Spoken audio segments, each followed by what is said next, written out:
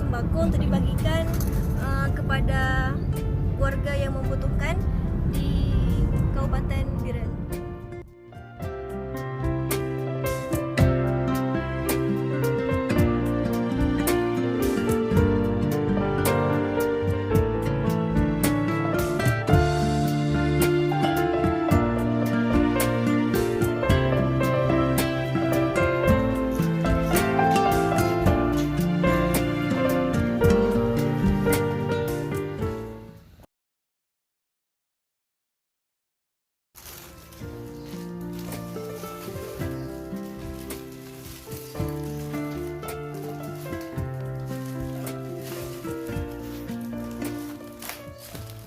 Tim relawan Yayasan Cahaya Aceh, hari ini kami akan membagikan sembako untuk warga fakir miskin dan anak yatim di Kabupaten Biren dalam rangka peduli COVID-19.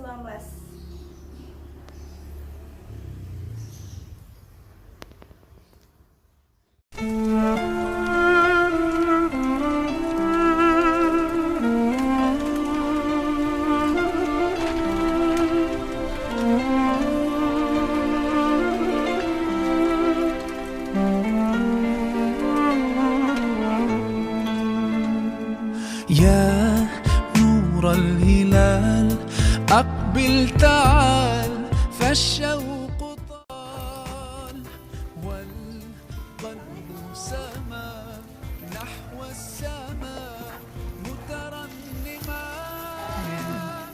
لا تنقضي رمضان رمضان